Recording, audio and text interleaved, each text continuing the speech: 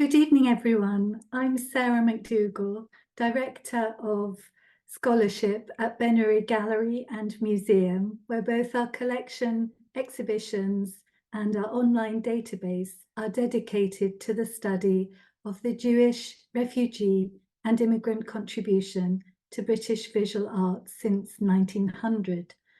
I would like to thank Bloomberg Philanthropies and Art UK for the invitation to participate in this series, and to thank you all for joining me for this third and final talk in the series exploring the émigré generation, the Hitler émigré generation to Britain, with the flight of more than 300 refugee artists from this generation.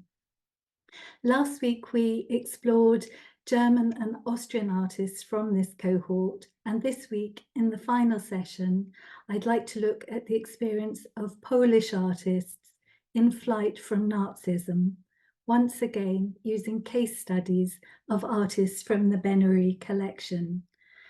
So Polish-born artists as an émigré group are well represented in Ben Uri collection, second only to the German artists that we looked at last week. And they're made up of two waves of migration: our Eastern European Jewish founders who settled in Britain prior to the First World War, and then the Hitler émigré group that we're looking at this evening. Both have been a feature of our work in recent years. My colleague Rachel Dixon co-curated a marvellous survey of a century of Polish artists in Britain in 2017. And a few years before that, I looked at Josef Herman's early turbulent years as a refugee. Most recently, we co-curated Jankel Adler, a degenerate artist in Britain, and it's with Adler that I'd like to begin this evening, as his story relates directly to many of the German and Austrian artists that we explored in the last session. Adler, of course, was also one of those who was declared degenerate by the Nazis. So the flattened geometric form and the bulky figure and those enlarged hands that we see in the work on screen are Adler really bringing a modernist technique to an archetypal Jewish subject. And he's also specifically referencing here his own Jewish identity. The title tells us that, I'm Judah. And I've juxtaposed that work with this one, very similarly posed and also showing an archetypal Jewish worker. And this is by a fellow Polish Jewish artist called Marek Swark. Swark had made a different journey from that of Adler. He had gone to Paris, where he lived among the École de Paris artists, such as Chagall, Lipschitz, and so on. And then he had returned to Poland, as had Jankel Adler, and together they co-founded an avant-garde Jewish literary and artistic group based in Łódź, which was active just after the First World War, and it was dedicated to expressing their Jewish identity. Adler had been born into a large Orthodox Jewish family near Łódź, then in the Congress Kingdom of Poland, which was under Russian rule. And he'd studied engraving in Belgrade, then art in Barmen and Dusseldorf, before being conscripted into the Russian army in the First World War. He returned to Germany afterwards, and there he formed important friendships with Otto Dix, whose work we looked at in the first talk, and most importantly with Paul Klee, who was really to have a profound influence on Adler's style. In 1933, Adler was forced to flee from Nazi Germany at the height of his success. He was declared degenerate. His work was included in his absence in the infamous, I should say, Entartete Kunst exhibition. And he moved to Paris, and there he worked with a printmaker, Stanley William Halter, before going to the south of France.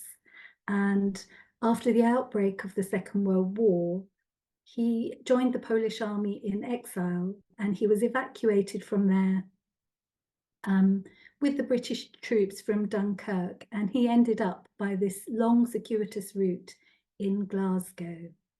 In Glasgow, he was to be reunited with a young refugee artist called Josef Herman, whom he had known previously in Poland. On screen, we see a work by Herman called Couple, which is from a series he called A Memory of Memories, that he made while he was a refugee himself in Glasgow, and which looked back with nostalgia at his lost Warsaw years. This particular work is probably depicting his parents. His father had a modest cobbler's shop, and that's possibly a boot hanging outside. The woman has a hand over her heart, almost in a gesture of farewell. Following increasing anti-Semitism in Poland in the late 30s, Herman had left in 1938 and gone to Brussels. His parents waved him off at the station, but he never saw them again. And when he gave this work later to a friend, he movingly inscribed it as a fragment of myself. Also on screen, you see the smaller work there, a watercolor entitled Refugees. And this shows one exhausted family among their meager belongings. This work formerly belonged to the gallerist Aggie Katz. It was in her personal collection. Aggie herself was a Hungarian refugee, and she was a close friend and a dealer of Herman's work. And when she acquired the work, Herman remarked that it had passed from one refugee to another. In Glasgow, Herman and Adler, who'd already known each other in Warsaw, were to become reunited, and they were part of an artistic resurgence, perhaps surprising to learn of that in wartime Glasgow, but it was spearheaded by the Scottish colorist J.D. Ferguson, who had himself recently returned from France, and they were able to contribute to this revival of the wartime art scene in the city. This second work called Refugees by Herman is a fairly recent acquisition for Ben Uri, and it's really become one of our cornerstone images. It's become very well known. Partly it's been used by Monica Bohm-Duchesne for the lead image for her Insiders, Outsiders festival, looking at refugees from Nazism to England. And this is a really rare painting surviving from this period, because Herman later detected in this work what he himself referred to as a Chagall'ic trick. And I think he was being really unfair on himself there. There is an element of Chagall, of course, but there's also very much a great deal of Herman himself. The blue sky, the moonlight, the spires, these are all tropes of his native Warsaw, which he uses in pictures from this period. And he's depicting, of course, a refugee family who have only each other and their meager belongings. Their uncertain fate is symbolized by the mouse hanging from the jaws of the cat above them. And Herman also makes reference to other artists that he admires in this picture, particularly Goya, in the gesture of the fearful child standing there with her hand stuffed into her mouth, a gesture borrowed from Goya's Black Pictures. So, as I say, he destroyed the majority of his work from this period, but this is a rare lost survivor, so incredibly important to us to have this work in the collection. This work by Jankel Adler is a powerful exploration of the mother and child motif, and it probably references Picasso's monumental Spanish Civil War painting Guernica. Adler was a great admirer of Picasso. He was the second great influence on Adler's style. And the work itself is particularly poignant because we can see the mother cradling the child in this protective embrace with those large working hands and the tears in her eyes. Adler was separated from his own wife, Betty, and their daughter, Nina, throughout the war. They remained in Germany just one step ahead of the Gestapo, and he was unaware of their fate until the end of the war, when he did learn that his 9 of his 10 brothers and sisters had not survived. Also in this period, Herman, who had created the work that we just saw before receiving the dreadful news that his own family had all perished in the Warsaw Ghetto, would have a breakdown from which he was nursed back to health with what he called maternal care by Adler, and the two remained lifelong friends. In fact, Adler was not to live that much longer after his arrival in Scotland. This work would be shown in an important exhibition of Jewish art at the Jewish Institute in the Gorbals in December 1942, and that was curated by Benno Schatz, who was from an Estonian Jewish background and head of sculpture at the Glasgow School of Art, and he was assisted in that by Josef Herman, and they included this work in their selection. Afterwards, Adler went briefly to Kirkcudbright before moving to London, where he shared a house with the two painters, the two Roberts, Colquhoun and McBride. But as a self-proclaimed anarchist, he received the news that his application for naturalization had been rejected, and he died the day after that in 1949. Another artist who reached Britain by a circuitous route was Martha Hekimi, a very little-known artist today. The work on screen is typical of her work. It mixes elements of surrealism and fantasy, combining people and mythological animals. We see an angel spreading its wings across the center of the composition, and perhaps a soldier figure in the background on the left, and some more pastoral figures towards the front of the composition. They are possibly remembered from her years in Iran, then Persia, where she lived in the 1920s with her husband, Abel Hassan Hekimi, who was an Iranian diplomat. The rhythmic and decorative content of her work is influenced by her years in Persia, but it also has a highly personal, idiosyncratic quality. She had been born in Łódź and had pursued an artistic career in opposition to her family's wishes, moving around Europe, latterly in Germany, before departing for Paris in search of artistic freedom.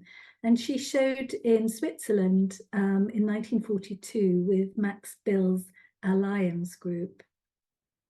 She showed post-war at Ben Uri in a number of shows, including a joint show with an artist called Sophie Corner, who had been deported and killed in 1942.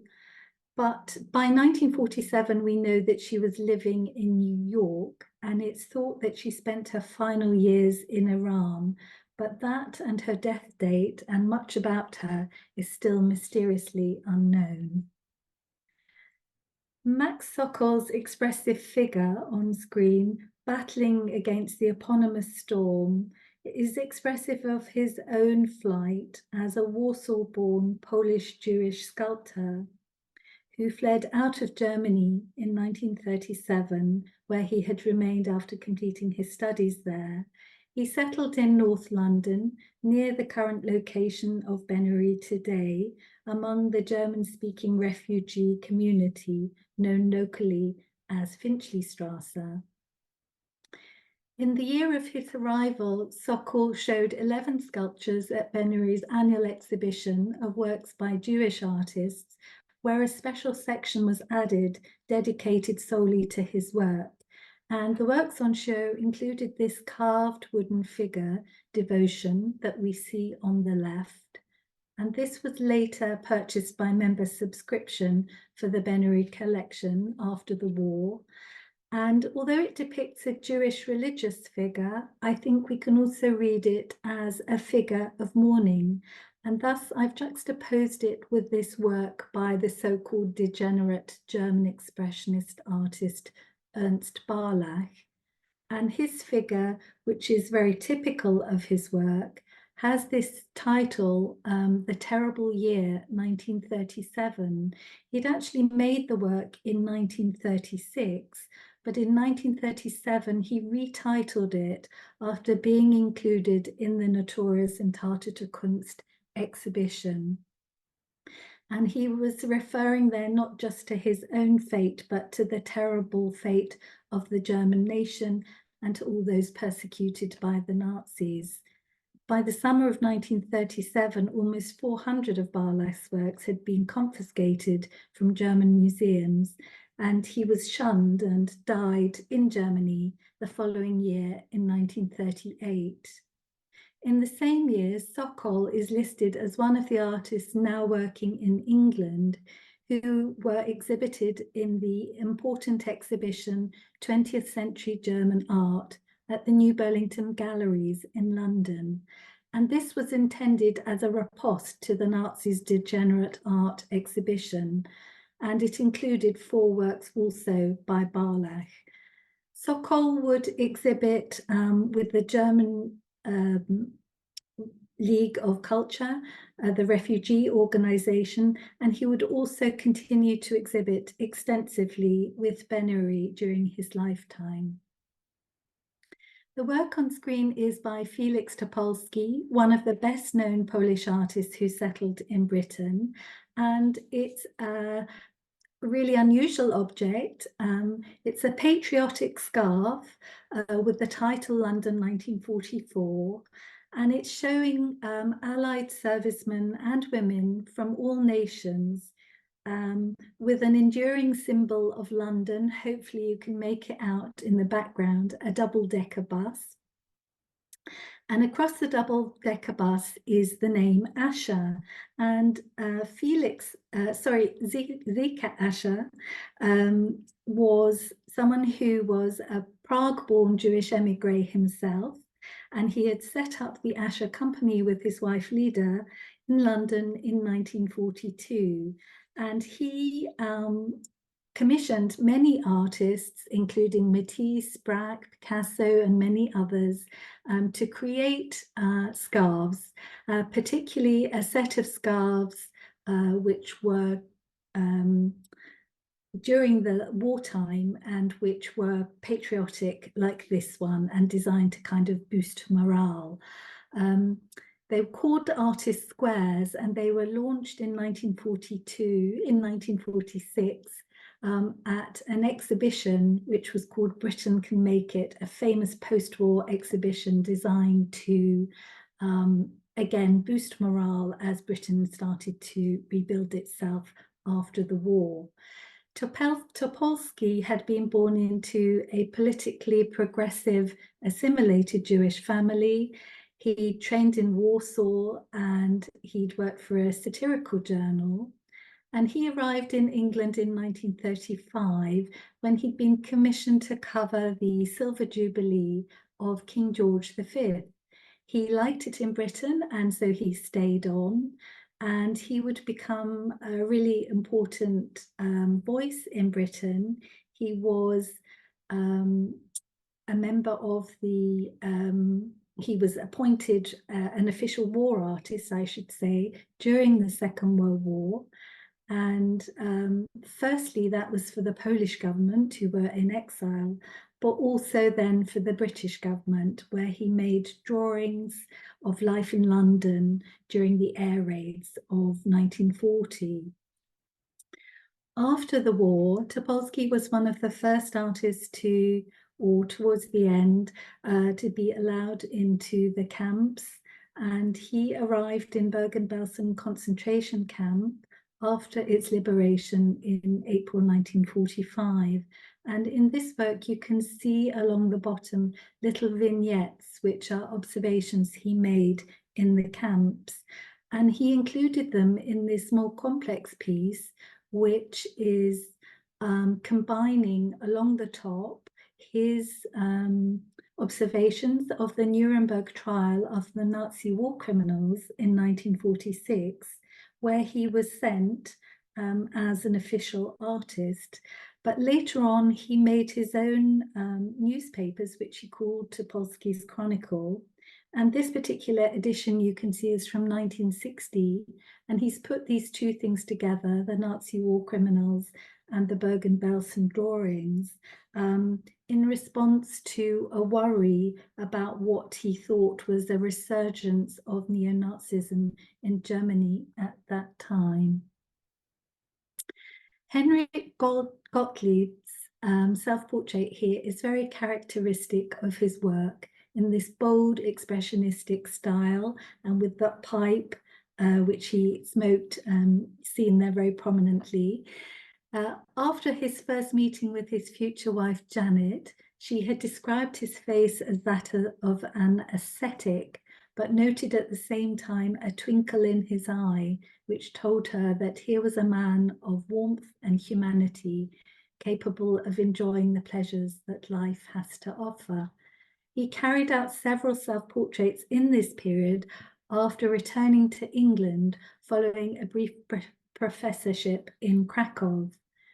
He'd been born into a Jewish family in Krakow, and he travelled widely, arriving in London in 1938 after several years in France. And that was where in London he met his wife, Janet. And they then became trapped in England in 1939 with the outbreak of war. But he would establish himself as a notable artist in Britain. He published a book on Polish painting in 1942. He participated in various exhibitions, and he later held 3 solo exhibitions with the émigré gallerists Roland Braus and Del Branco. Moving now to this joyful seated nude by Marek Zalewski. Its flamboyant colour and the flattened space and form are suggestive of pop art and really evoke the decade of the 1970s in which it was made. And although he'd originally been influenced very much by the post-impressionists, Zalewski always kept the human figure at the centre of his work. And he was focusing in this period on these simplified designs. So he'd actually been born in Rome, but raised in Poland, studying in Warsaw. And then after a scholarship to Paris, made a chance trip to London, which he enjoyed and decided to stay on. And he had his first solo exhibition in London in 1937. He would marry his second marriage was to a painter called Helena Korn, whose work we'll see in a moment. And they mixed with a wide Polish émigré circle, which included Topolsky and also Stefan and Franziska Temerson, the gifted avant-garde filmmakers, and herself, Franziska, a painter, of course, as well as the gallerist Halima Naleksh. During the Second World War, Zalewski would work for the Polish section of the BBC, and the first image that we looked at from the exhibition curated by Rachel showed us his image of the Polish flag in tatters, which was an iconic image in that period. He would later produce work like many of the émigrés for the Festival of Britain and continued to have a prolific exhibiting career till the end of his life. So Helena Korn, his wife, came by a different route. Helena had been born into a Jewish family in Warsaw, and she originally trained as a singer, but she was working for the Polish government in exile in France, And from there, she would escape after the Nazi occupation of France, ending up in a refugee camp in Cornwall. From there, she wrote to Zulawski, whom she'd already met, and he secured her a job at the Polish embassy, and they later married in 1948. She was entirely self-taught as an artist, although Zulawski encouraged her.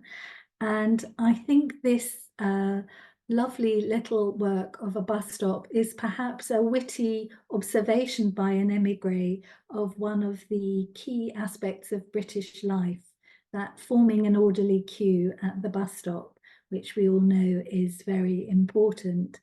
So her work typically concentrated on everyday subjects and everyday life, and she observed that, quotes, "A bunch of human beings at Lyons is as beautiful as a bunch of flowers. The landscape of Kilburn High Road gives me the same kick as the most picturesque Italian scene. I am not looking for beauty or ugliness."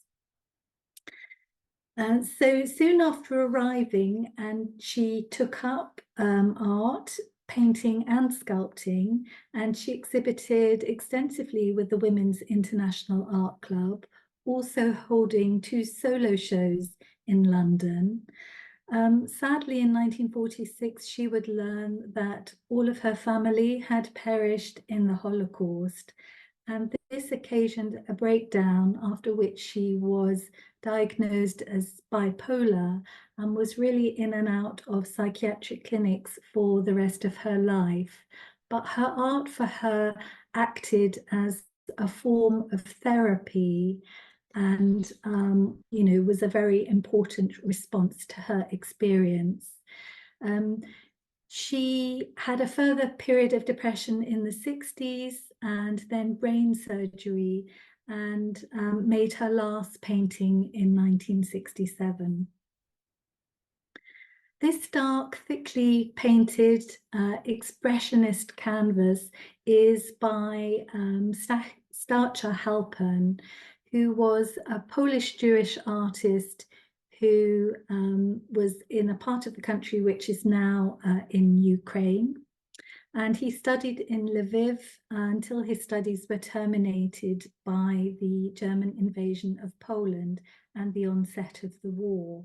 And thence he fled to Australia, where he spent the war years, working partly in a pottery factory and later establishing a career as a potter and a painter. He came to England in 1951, and he was among many Australian expatriate artists who stayed at the Abbey Art Centre, which was in Barnet in North London. And this was established by the art dealer William Oley, who was also the owner of the Berkeley Galleries. And Halpern only stayed very briefly in Britain, but this work entered the Ben Uri collection because his work was collected by the then chairman of Ben Uri, Alexander Margulies, and this work was later gifted to the collection, even though Halpern himself lived, in fact, quite a peripatetic lifestyle, but finally returned to Australia, and so is little known today in the UK. His work was really inspired by his appreciation for Rembrandt and for Soutine, both of whom did these series of flayed carcasses, and Halpern himself did a series known as Birth, which were very much in the spirit and which this work really anticipates. Janina Baranowska, her Actaeon by Hounds is also clearly in the expressionist mode. I love her really bold application of paint and those touches of impasto that we see, together with this really striking colour scheme. She really brings vividly to life this story of Actaeon being devoured by his hounds after spying upon the chaste goddess Diana, from Ovid's Metamorphoses, of course. Baranowska had arrived in England in 1946 after the war with the Anders Army, And this was the name given to those people who comprised the Polish armed forces in the Soviet Union and many refugee civilians. She had been born in Grodno in Poland, but following its occupation and the division of it by the Nazis and the Soviet Russia, she'd been arrested and deported to Russia aged 15, and she would join the Anders army and was evacuated from there in the spring of 1942, making a long journey via the Middle East before she reached Britain. She was greatly associated with Polish culture in the UK, showing with Polish-run exhibition spaces such as the Centaur and Drion and Grabowski galleries. And she was very active and energetic herself within the cultural scene. She was a founding secretary and president of the Association of Polish Artists in Great Britain and a director of the Posk Gallery. And she also exhibited extensively with the Women's International Art Club. A great contrast to that is this work by Stanislav Brunstein, who also came to Britain via the Anders Army. This is a really sort of joyful watercolor in a typically naive style for him, depicting the Jewish custom of blowing the shofar, which is often made from a ram's horn and used in synagogue services on Rosh Hashanah and to mark the end of the fast of Yom Kippur. And he specialized in images of Polish Jewry and particularly the lost world of Polish Jewry following the Second World War. He'd been born into a Jewish family in Warsaw and trained there, and he had tried to escape Warsaw and transportation to Treblinka in 1939 by crossing the border into Russia, only to be imprisoned there before being released to join the Anders army. Like many of the stories we look at tonight, he was the only surviving member of his family from the Holocaust.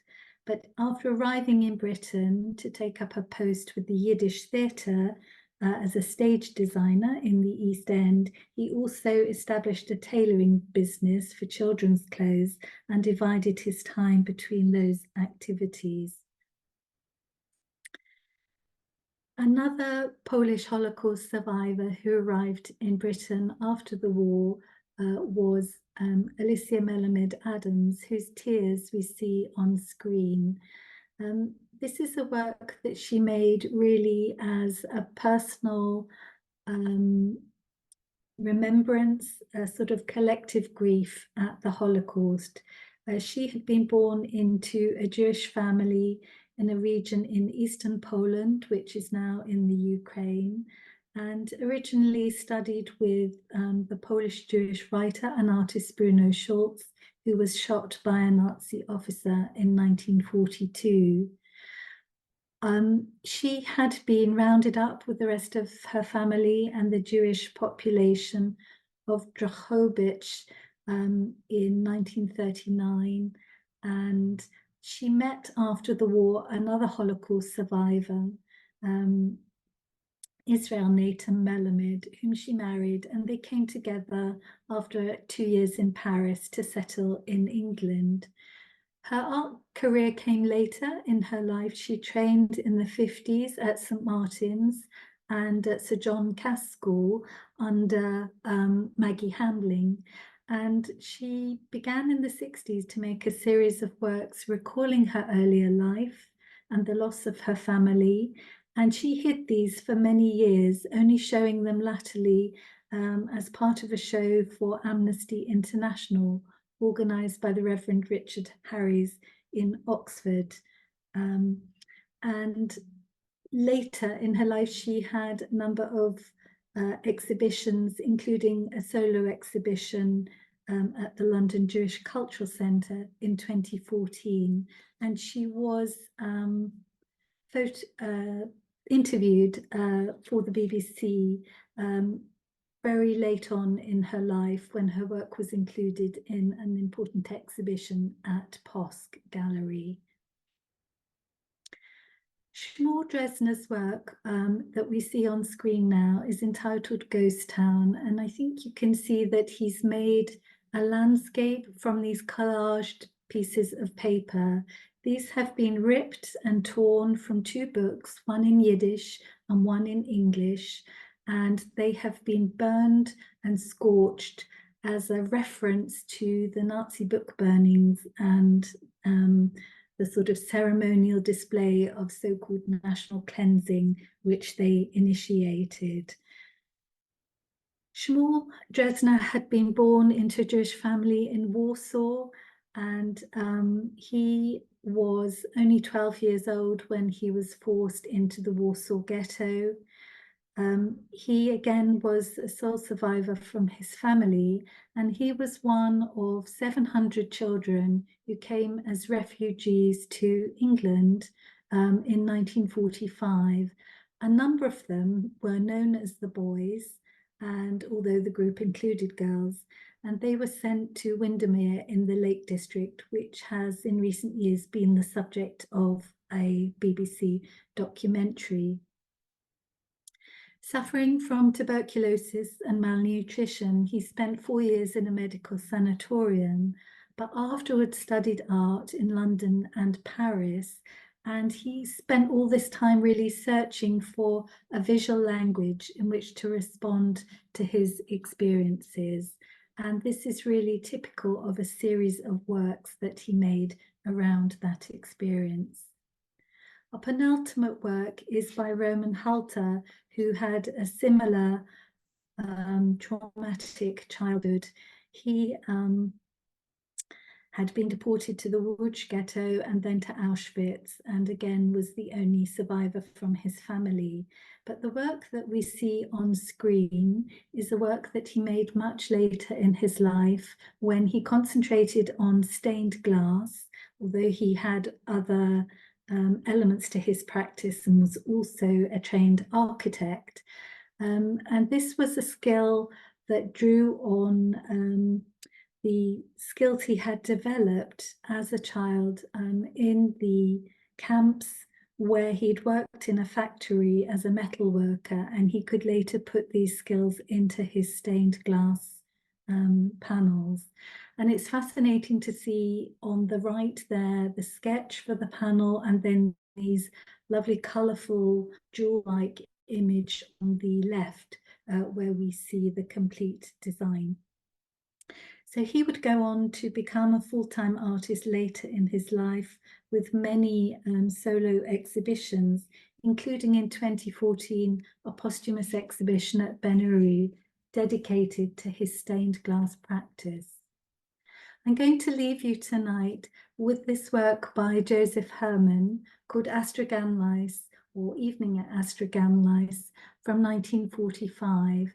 This was made midway through his career, but after the expression of so much trauma in the works that we've just looked at, I wanted to leave you with a work that encapsulates instead community and hope.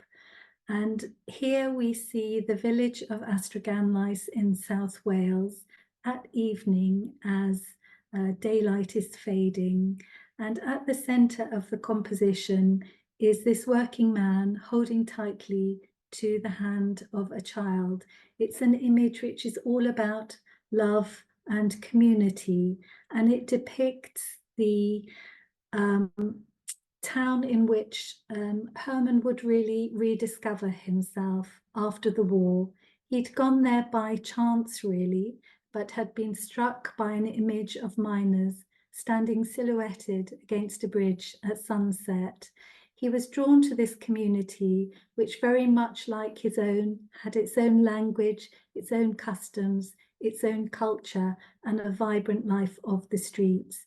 He made his home there for the next 11 years, and his dignified studies of miners and working people made his reputation as a painter. In that sense, we can say that the Hitler émigré had finally come home. Thank you.